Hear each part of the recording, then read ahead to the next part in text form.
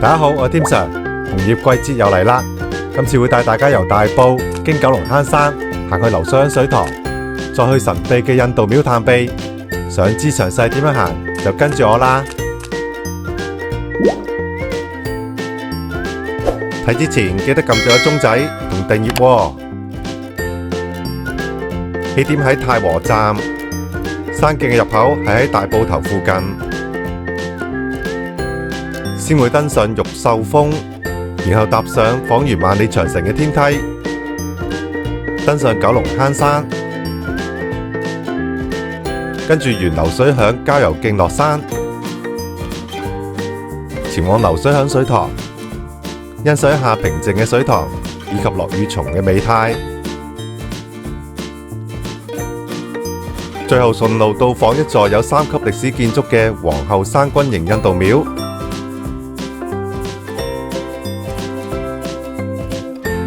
全程10.8公里，路線簡單，非常清晰。難度主要係登上九龍坑山嘅天梯。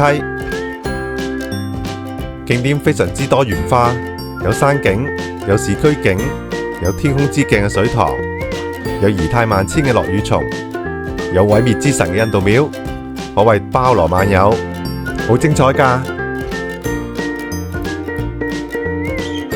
呢條路線嘅 GPS 檔可以掃描呢度下載。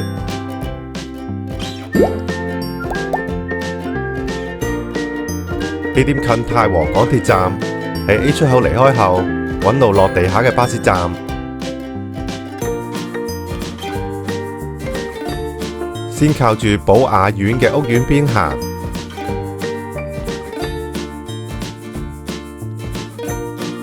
然後橫過馬路到斜對面，再沿大埔公路大窩段行一小段路。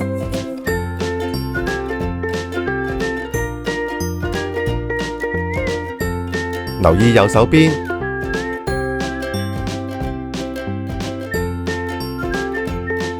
見到行人隧道口就穿過去。喺出口嘅正中央有路牌指示往九龍坑山嘅方向，沿路都有清晰嘅路牌。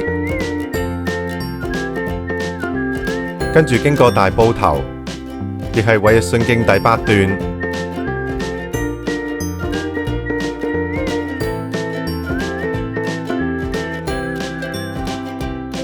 行到去分岔路口，右邊有一個公廁，喺公廁嘅下面可以揾到第一條衛奕信徑嘅標距柱 W099。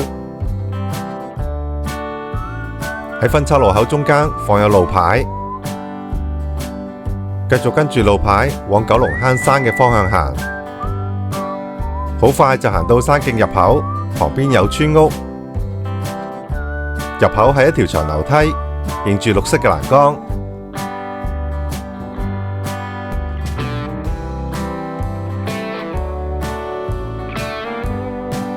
路線係非常清晰嘅，唔會唔清唔楚。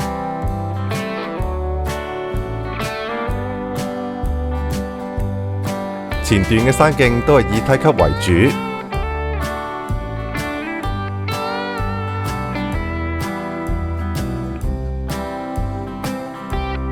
仿如一條小天梯。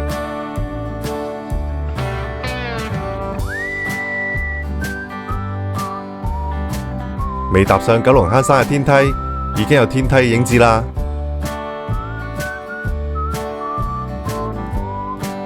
如是者，行約5分鐘嘅小天梯，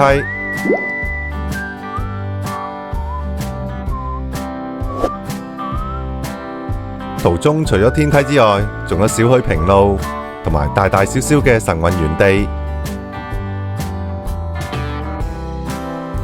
行一段路之後，左邊會見到一條好矮嘅標高柱，位置係鵝老山，高海拔126米。喺後邊仲有一個涼亭。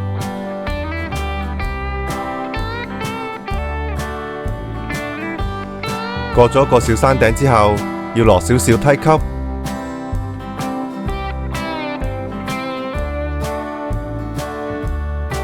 山徑都係以石屎鋪設嘅。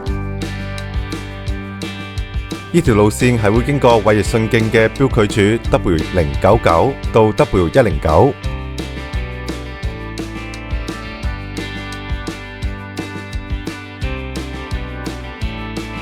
原梯級10級而上，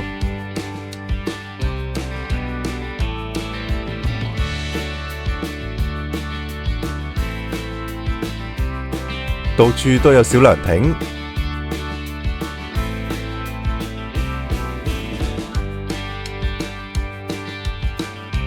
行大約10分鐘左右，左手邊會見到康樂園，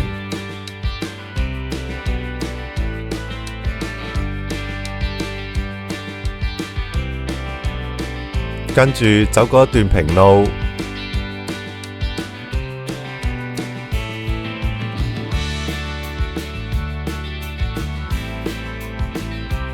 大約係250米。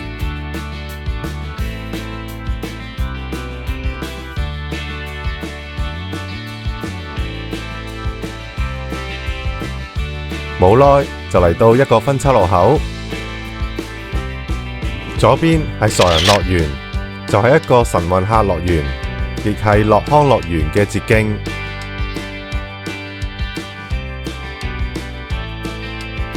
沿主徑靠右行，會見到一排長木凳同埋一個大涼亭，有需要嘅可以坐一陣。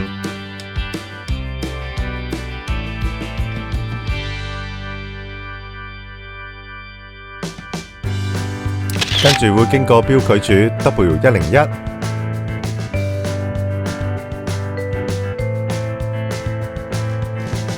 然後跨越一個山坳，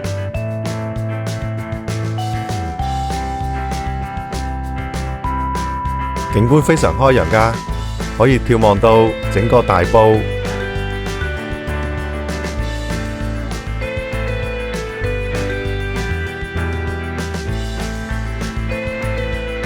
繼續踏上無盡嘅梯級，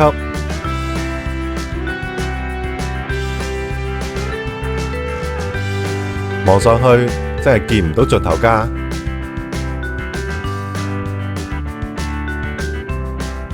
唔好望啦，望住第一行就係啦。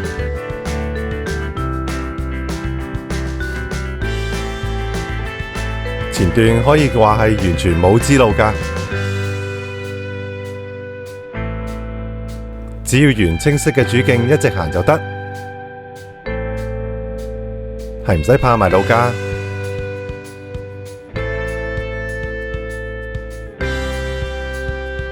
好快又嚟到另一個較大嘅神運園地，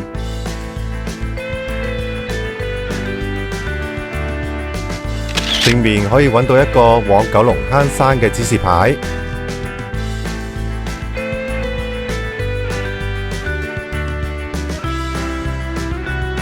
往後路況變成咗泥路，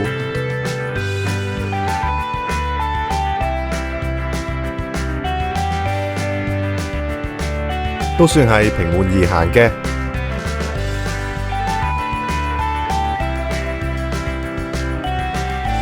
雖然路況變咗，但仲係官方山徑嚟㗎。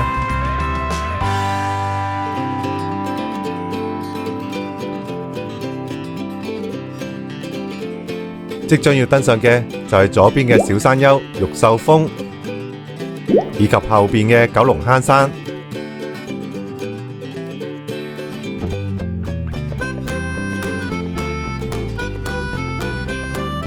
接下嚟會見到標距柱 W102，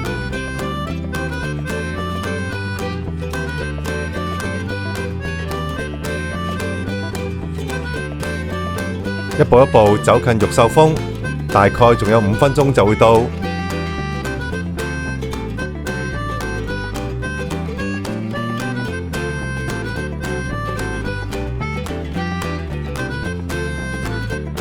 沿泥路山徑一直行，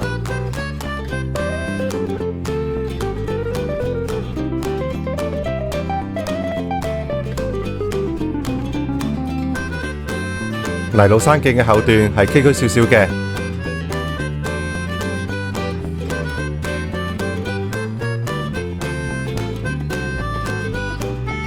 儘管一直上，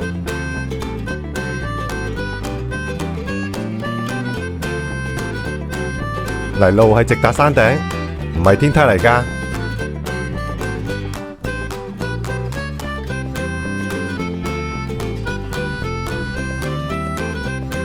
當見到一嚿塗滿白漆、紅字寫住玉秀峰嘅大石，就知道即將到達玉秀峰啦。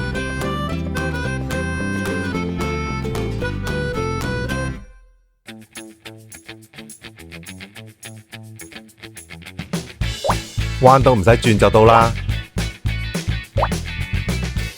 玉秀峰上有標高柱，高海拔288米。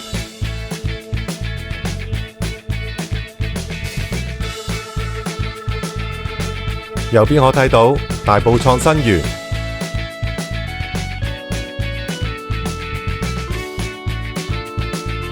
行到左邊睇睇，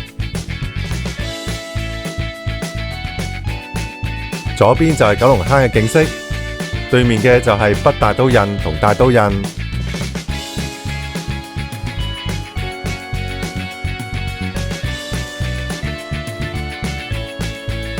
從另一邊落山，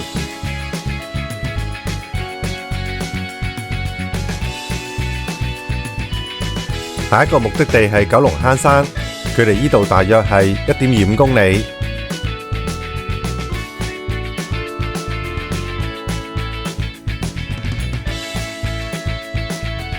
前面山頂發射站嘅位置就係九龍坑山啦，目測係唔遠㗎。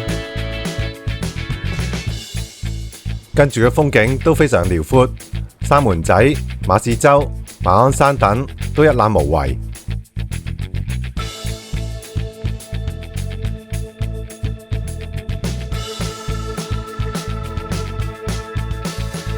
望住九龍坑山行過去，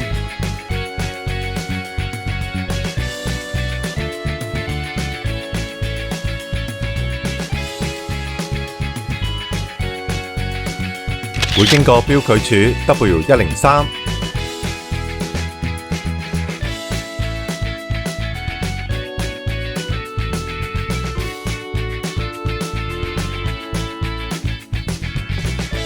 開始踏上真正嘅天梯。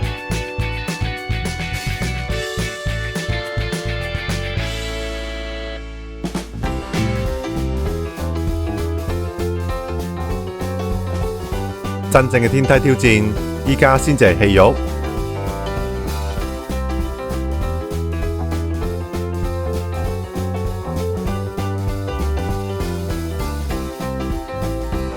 喺山頂嘅最後一級，刻有956級。呢一張係幾年前嘅相片。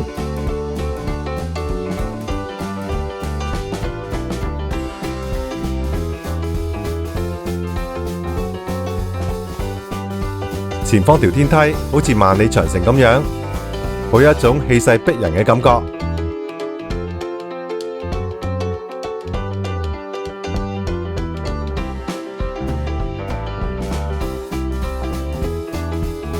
一條天梯無間斷直衝上頂，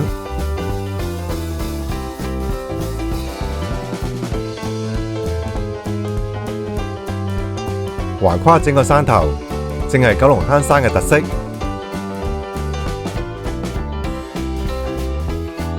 記住不時望下後邊嘅風景，係唔係真係好似萬里長城呢？定係覺得似龍脊多啲呢？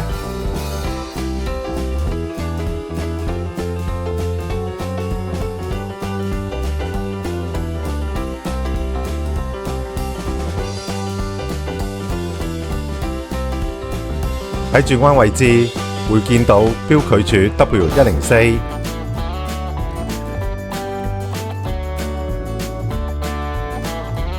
攰嘅就中途小休一陣，按住自己嘅步伐慢慢行。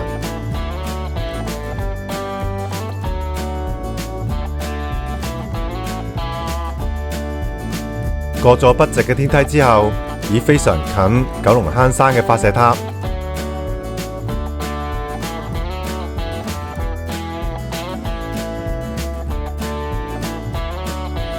跟住接上一段較平嘅路，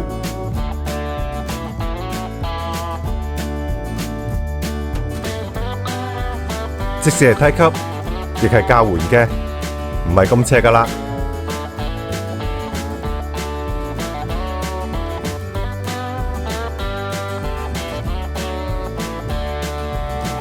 行起上嚟輕鬆好多。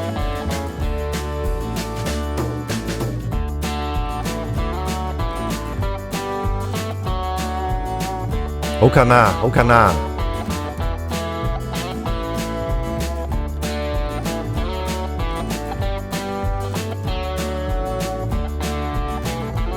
發射塔已經近在眼前，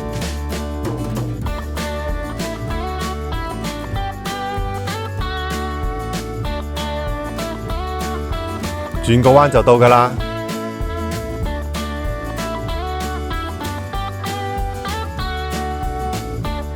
最近山頂條標距柱係 W105。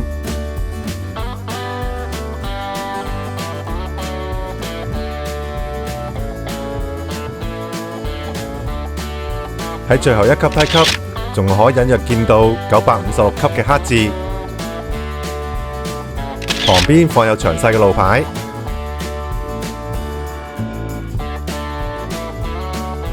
縱管向住發射塔嘅方向行，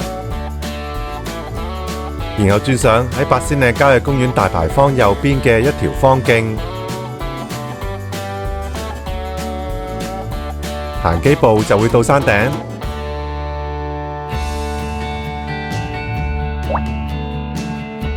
九龍坑山頂有大型數碼電視廣播發射站，亦有標高柱，高海拔440米。離開只需直行，挨住左邊嘅鐵絲網走，係有明顯梯級㗎。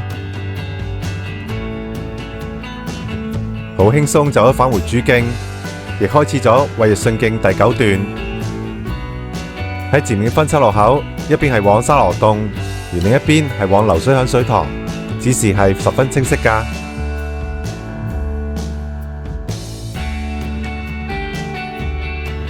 接下嚟係一段少少長嘅落山路段，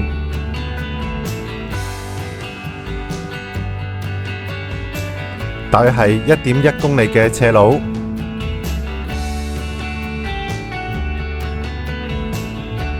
路況極之平坦，而且有林蔭。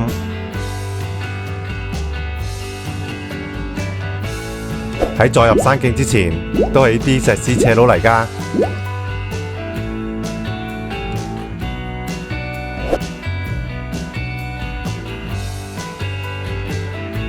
留意右手邊會見到一個大涼亭。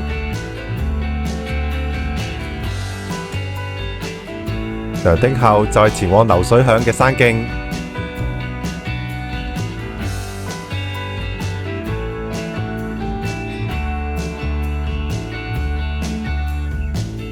離開石屎路段，進入泥路山徑。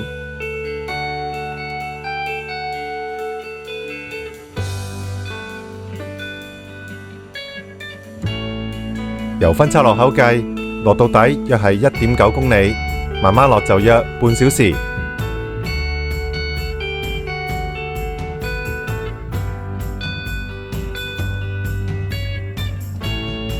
冇耐又見到衛奕信徑嘅標距柱，編號係 W108。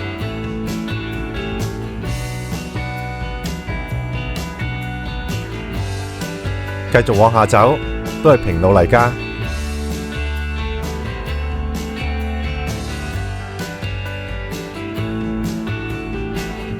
呢一段係流水響郊遊徑，係一條經過流水響水塘嘅郊遊徑。流水響水塘跟其他水塘唔同，係冇橫塘徑㗎。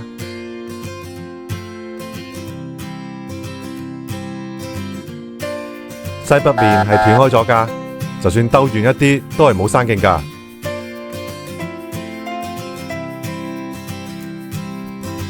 流水響郊遊徑嘅標距柱係 C22 開頭㗎，從標距柱 C2203 得知，距流水響大概仲有1.5公里。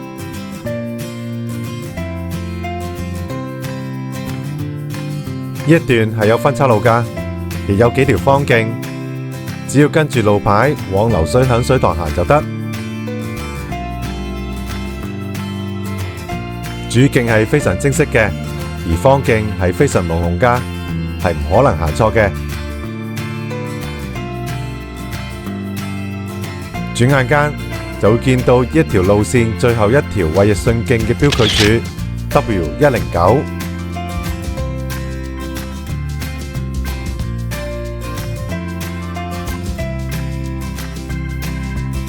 泥路山徑非常平緩，係冇大上大落㗎。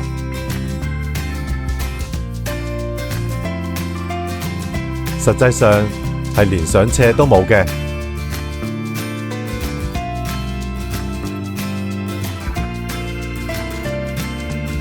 有興趣睇山火連望台嘅，就一邊行一邊留意左手邊，或者留意 GPS 定位，睇睇左邊揾唔揾到一條方徑。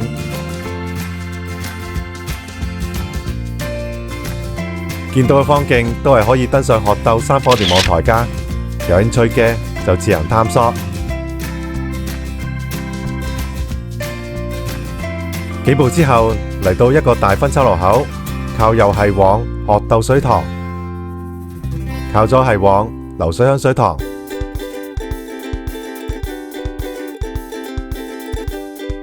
唔好左右不分行錯，沿左邊嘅梯級繼續落。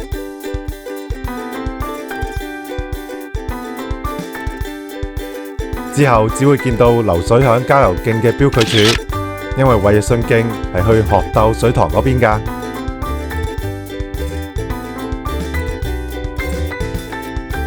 如果你仲見到衛奕信徑嘅標距柱，咁你一定係行錯路啦。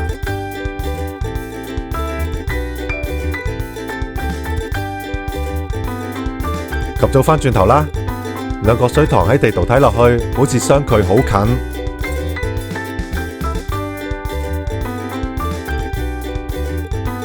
但實際係要繞一大個圈先至會到，路程係有3公里㗎。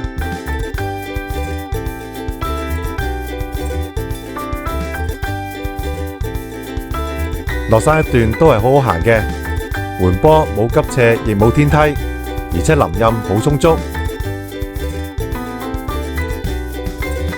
任何天氣行都好舒服㗎，只係冇開揚景色嘅啫。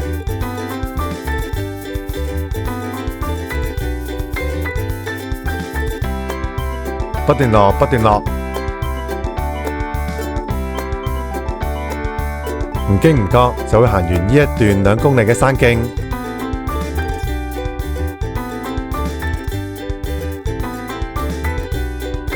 就喺路牌嘅位置，此路不通嘅後邊，有一條較為明顯嘅梯級，亦都係可以上鶴藪山火連望台㗎。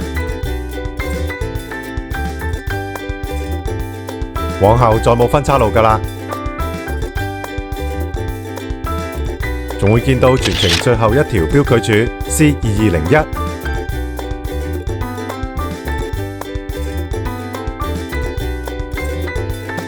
只餘下最後500米嘅流水響郊遊徑。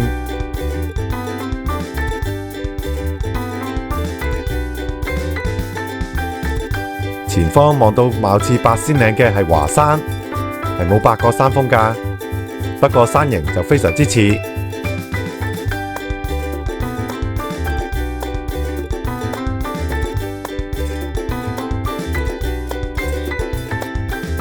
冇耐見到下邊嘅水塘就係流水響水塘啦。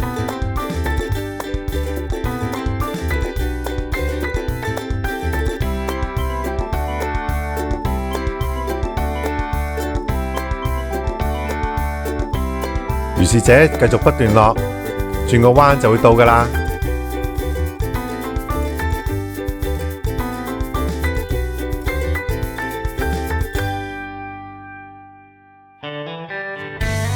近底嘅梯級係石砌嘅樓梯，大概係100米。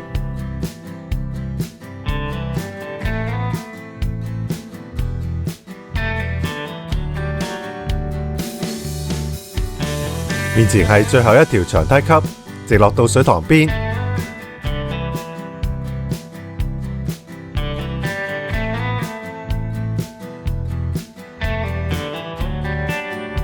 去到出口之後左轉。同係屬於流水響郊遊徑，踏入流水響水塘後，隨即會見到好奇幻嘅百花魚藤，非常粗壯，貌似一條巨蟒蛇，又似一個呼啦圈。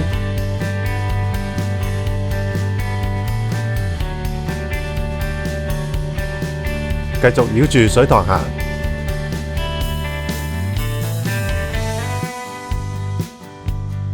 一路上有燒烤場，又有大涼亭，仲會見到一個新建嘅觀景台，可以最佳角度把覽流水響水塘嘅最靚一面，更可眺望到對岸嘅落羽松。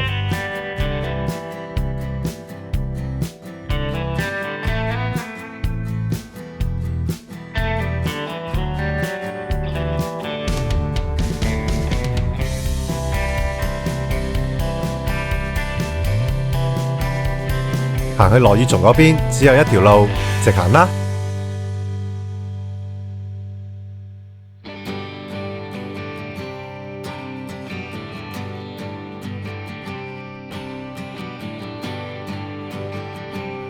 最後橫過流水橋，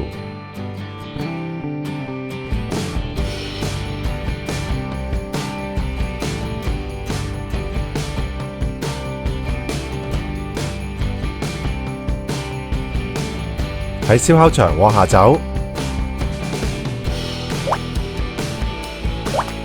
就嚟到仲有一片落羽松嘅水塘邊。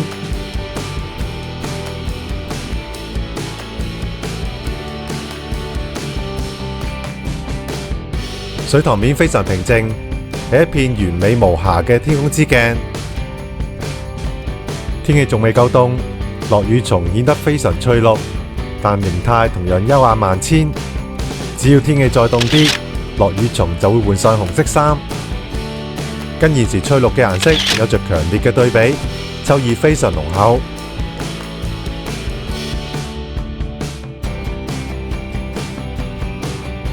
影飽靚相，就往公共小巴嘅方向離開。離開前有一個大型公廁，亦有流動廁所。沿馬路一直行就得，唔使再上山㗎。係全赤落山，大概係600米。中途要穿過水塘嘅車站。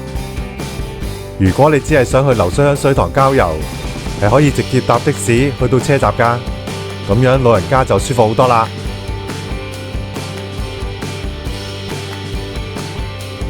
去到鶴藪同流水響之間嘅迴旋處，唔去皇后山印度廟嘅，就可以喺呢度等小巴52B。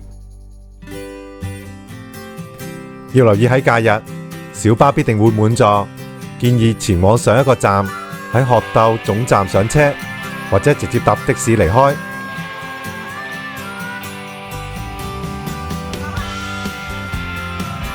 不過其實比較建議行落去搭車㗎，係好近嘅啫。一定快過行去鶴藪總站，再排長龍等小巴。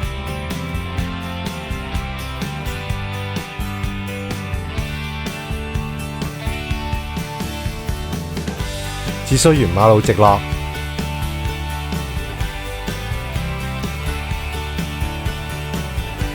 行到去布格仔路之後轉左。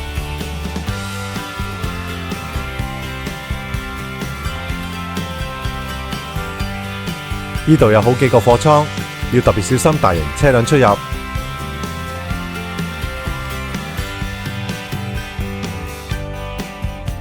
沿住布格仔路一直行，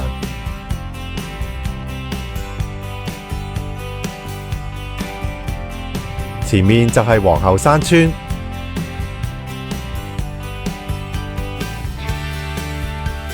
旁邊不時都有巴士嘅指示牌。行到就近皇后山村，走入右邊嘅分岔路口，就會見到布格仔流水響公廁。喺盡頭嘅位置會揾到上山嘅山徑，路口係好明顯㗎。先要穿過鐵絲網，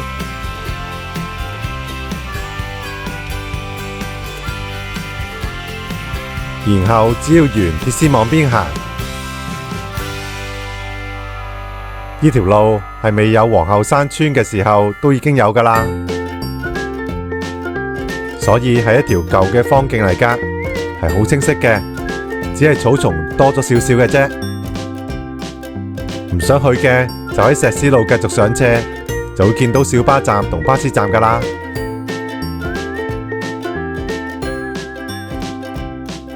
喺左邊係有條荒徑上軍營嘅，記住唔好上山，挨住鐵絲網邊行就得，除非你係想上去啦。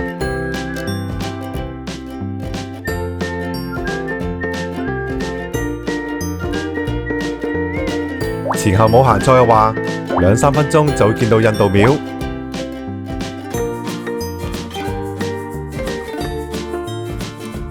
印度廟嘅外觀係蓮花形，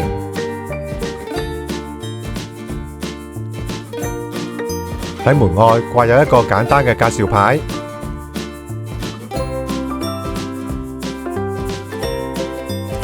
室內係六角形，係一個非常特別嘅建築。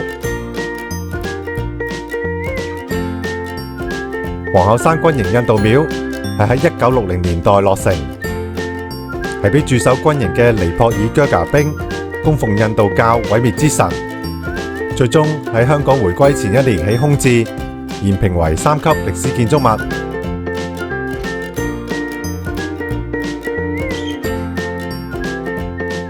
喺呢個山頭仲可以揾到皇后山軍營，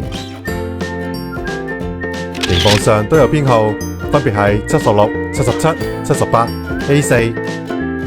內有睡房、廚房、浴室、廁所、更衣房等，小心探險，切勿亂闖，強行爆門等。探險完就原路返出去，喺入口靠左上斜，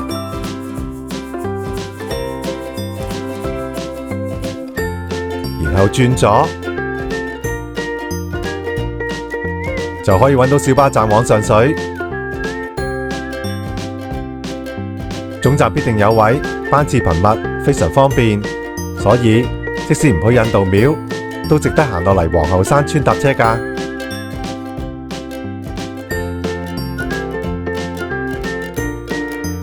今次開心愉快嘅旅程就嚟到呢度，希望大家都可以繼續開心上山，安全落山啦！鍾意我 channel 嘅朋友記得 subscribe 同 like 啊！揾行山路線記得嚟 teamhiking.com， 我哋下次再見啦，拜拜！